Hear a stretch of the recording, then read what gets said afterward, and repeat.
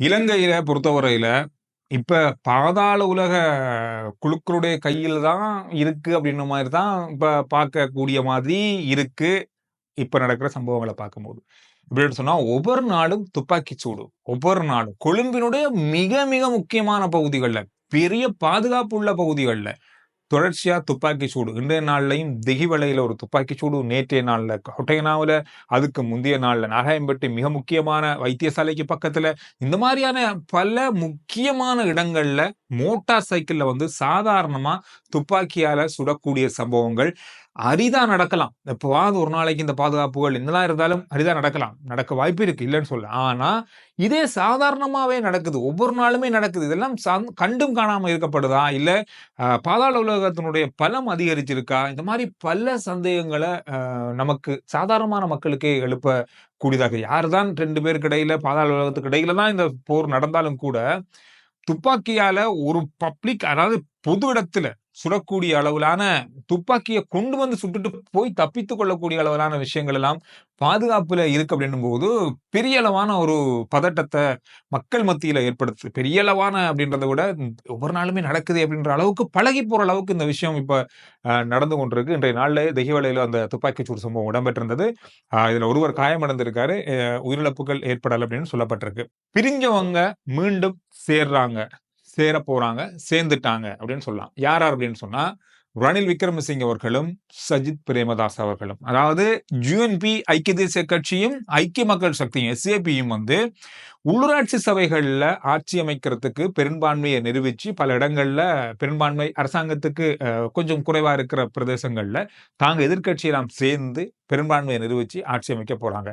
கடந்த நாட்கள்ல பெரிய அளவான பேச்சுவார்த்தைகள் நடந்து கொண்டுதான் இருந்தது. ஆனா இணக்கப்பாடுகள் எதுவும் எட்டப்படாமல் இருந்த நிலையில இன்றைய நாள்ல இணக்கப்பாடு எட்டப்பட்டிருக்கு. ஐக்கிய தேசிய கட்சியும் ரணில் விக்ரமசிங்கவுடைய கட்சியும் சஜித் பிரேமதாஸ் அவருடைய கட்சியும் பல இடங்கள்ல ஆட்சி அமைக்கிறதுக்கான ஒப்பந்தத்தை அல்லது அரசியல் ரீதியிலான ஒரு ஒப்புதலை இணக்கத்துக்கு வந்திருக்காங்க. பல முரண்பாடுகள், பல கருத்து வேறுபாடுகளோட பிரிஞ்சவங்க திரும்பவும் ஒரு அரசியலுக்காக சேர்ந்திருக்காங்க.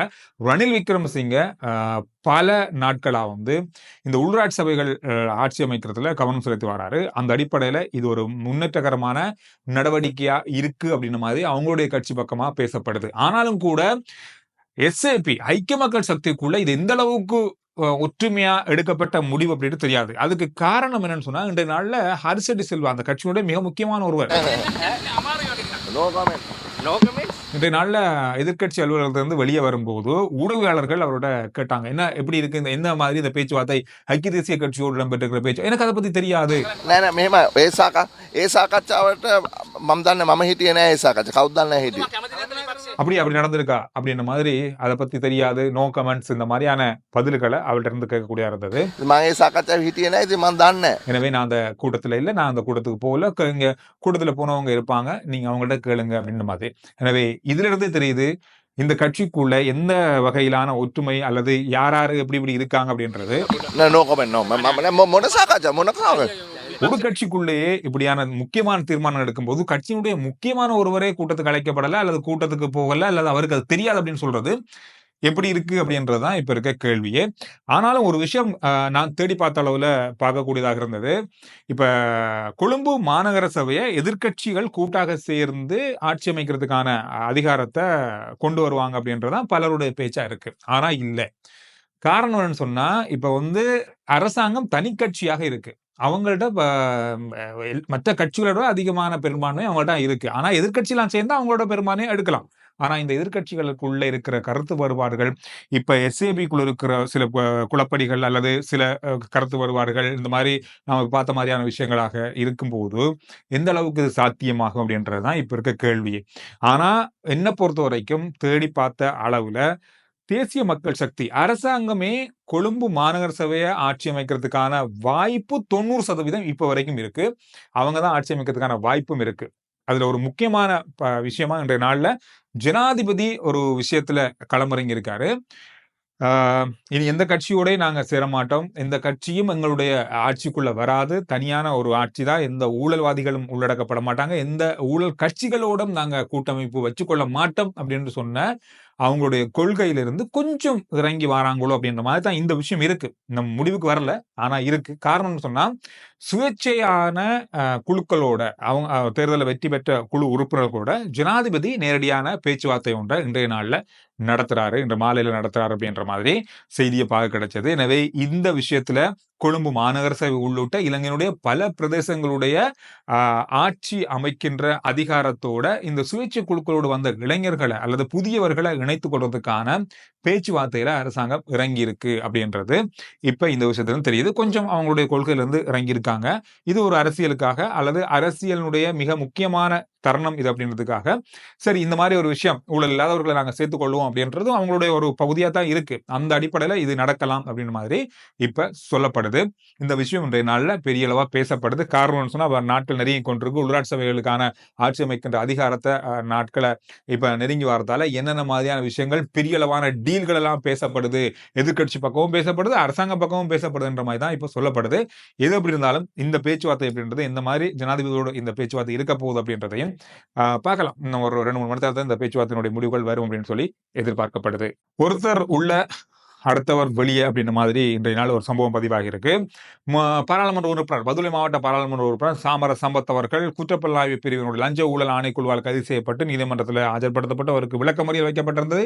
அந்த விளக்கமறியல்ல இருந்து இன்றைய நாள்ல நீதிமன்றம் அவருக்கு பிணை விடுதலை வழங்கி இருக்கிறது. இந்த பிணை விடுதலை வந்து கடந்த 2-3 நாட்களா பேசப்பட்ட ஒரு விஷயம்தான். மேலதிகமான ஆவணங்களோட இது மேன்முறையீடு செய்யப்பட்டு இந்த பிணை இன்றைய நாள்ல வழங்கப்பட்டிருக்கு. ஆனா இன்னும் ஒரு முன்னாள் அமைச்சர் இன்றைய நாள்ல கைது செய்யப்பட்டு அவருக்கு 26ஆம் தேதி இந்த மாதம் 26ஆம் தேதி வரை விளக்கமறியல் வழங்கப்பட்டிருக்கிறது. அவர் மஹிந்தானந்த அலுத்கமகே உங்களுக்கு தெரியும். முதல் கோட்டாபய ராஜபக்ஷ அவருடைய ஆட்சி காலத்துல சீன நிறுவனத்திடமிருந்து பாக்டீரியா உரம் வந்து இறக்குமதி செய்யப்பட்டிருந்தது. இது பாவனை குதுவால் அது தீங்கு விளைவிக்கக்கூடிய அளவிலான பாக்டீரியா உரம் அப்படின்றதால அரசாங்கத்துக்கு கிட்டத்தட்ட 13 பில்லியன் ரூபாக்கள் நட்டம் ஏற்பட்டது. இந்த நட்டம் அப்படின்றது மிகப்பெரிய அளவான இழப்பீடு. இந்த குற்றத்துக்காக இவர் தான் வந்து அதை இறக்குமதி செஞ்சிருந்தார் அமைச்சராக இருந்த காலத்துல. இவர் தான் அதுக்கு பொறுப்பு. இந்த நட்டத்துக்கு அப்படின்ற ஒரு குற்றத்தின் பேர்ல குற்றப்புலனாய்வு பிரிவினரால இவர் வந்து ஆஜர்படுத்தப்பட்டு இன்றைய நாள்ல நீதிமன்றத்தினுடைய உத்தரவின் பேர்ல விளக்கமறியல் வைக்கப்பட்டிருக்கு. இவருக்கான விசாரணைகள் வருகின்ற 26ஆம் தேதி நடைபெறும். மீண்டும் அவர் நீதிமன்றத்தில் ஆஜர்படுத்தப்படுவார் அப்படின்ற மாதிரி சொல்லப்பட்டிருக்கு. எனவே தொடர்ச்சியா இந்த மாதிரியான விசாரணைகள் இடம்பெறும். கடந்த கால ஆட்சியில் இடம்பெற்ற ஊழல்கள், மோசடிகள், சட்டவிரோதமாக தன்னிச்சையாக எடுக்கப்பட்ட முடிவுகளால அரசாங்கத்துக்கு ஏற்பட்ட நட்டம், பொதுமக்களுடைய பணம் வீணடிக்கப்பட்டமை, இந்த மாதிரியான பல குற்றச்சாட்டுகளால இன்னும் பலர் வரும் நாட்கள்ல கைதாகலாம் அப்படின்ற மாதிரி இப்ப சொல்லப்படுது.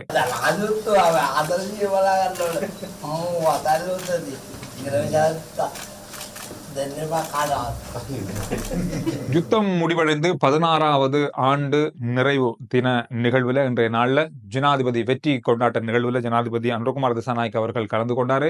அதோடு மட்டுமல்லாம யுத்தத்தில் பாதிக்கப்பட்ட அங்கவீனமான காயமடைந்து இன்னும் வைத்தியசாலைகள்ல சிகிச்சை பெற்று வர ராணுவ வைத்தியசாலைகள்ல இன்னும் சிகிச்சைக்காக நிரந்தரமாகவே அங்க இருக்கிற முன்னாள் ராணுவ அதிகாரிகளையும் ராணுவ வீரர்களையும் ஜனாதிபதி இன்றைய நாள்ல சந்தித்து நேரடியாக உரையாடி இருந்தாரு. அது மட்டும் இல்லாமல் 10,093 முன்னாள் ராணுவ அதிகாரிகள், ராணுவ உத்தியோகத்தர்களுக்கு கொடுப்பனவுகளோட அவங்களுக்கு பதவி உயர்வும் வழங்கப்பட்டிருக்கிறது. இதுவும் இன்றைய நாளில் பார்க்கப்பட்ட முக்கியமான ஒரு தகவல். அதோட உங்களுக்கு தெரியும், இந்த மாதம் ஆரம்பத்தில் மவுண்ட் லெவனியா, தெஹிவல மவுண்ட் லெவனியாவில் காலையில் 19 வயது இளைஞர் ஒருவர், அதாவது முனிசிபல்ல வேலை செய்கிற, அதாவது அவருடைய பின்னணி வந்து அவங்களுடைய அம்மா பின்னணி வந்து பாதாள உலகத்தோட தொடர்புபட்ட, அதாவது போதைப் பொருள் கடத்தலோட தொடர்புபடக்கூடியவங்க இருந்தாலும் கூட அவர் தன்னிச்சையா தன்னுடைய வேலையை செய்து கொண்டிருந்த நேரத்தில், அதாவது அவர் முனிசிபல், அதாவது உங்களுக்கு தெரியும் காலையில் வந்து நம்ம பகுதிகளெல்லாம் வந்து சுத்தப்படுத்துவாங்க, அந்த ஒரு வேலையை செய்து கொண்டிருந்த நேரத்தில் இனந்தெரியாத துப்பாக்கிதாரிகளால் அவர் சுட்டு கொல்லப்பட்டிருந்தாரு. அந்த துப்பாக்கி சூடு அப்படின்றது பரவலாக பேசப்பட்ட ஒரு விஷயம். அந்த துப்பாக்கிதாரி இன்றைய நாளில் கைது செய்யப்பட்டிருக்காரு. நேற்றைக்கு முந்தைய நாள்ல அந்த மோட்டார் சைக்கிளை செலுத்தியவர் கைது செய்யப்பட்டிருந்தாரு. எனவே அந்த பின்னணியில இந்த நாள் துப்பாக்கிதாரியும் கைது செய்யப்பட்டிருந்தாரு. இவர்கிட்ட இருந்து எடுக்கப்பட்ட தகவல்களின் அடிப்படையில 10 லட்சம் ரூபாய் ஒப்பந்தத்துல இந்த கொலை இடம்பெற்றதாக சொல்லப்பட்டிருக்கிறது. காரணம், அவங்களுடைய அம்மாவை பழி தீர்க்கிறதுக்காக மகன் இதுல கொலைக்கு உட்படுத்தப்பட்டாரு அப்படின்றதுதான் இதுல இருக்கிற மிக முக்கியமான ஒரு விஷயமே ஆரம்ப கட்டத்துல. ஆனா அவர் நேரடியா, அதாவது சுட்டுக் கொல்லப்பட்டவர் நேரடியா பாதாள உலகத்தோடயோ அல்லது போதைப்பொருள் கடத்தலோடயோ சம்பந்தப்பட்டவர் அல்ல அப்படின்ற மாதிரியும் சொல்றாங்க. இது இன்றைய நாள்ல பார்க்கப்பட்ட ஒரு செய்தியாக இருக்கு. எனவே RJ Chandru report YouTube channel, Facebook page, WhatsApp சொன்னது எல்லாத்தையும் ஃபாலோ பண்ணுங்க. அடுத்த வீடியோல நான் உங்களை சந்திக்கிறேன்.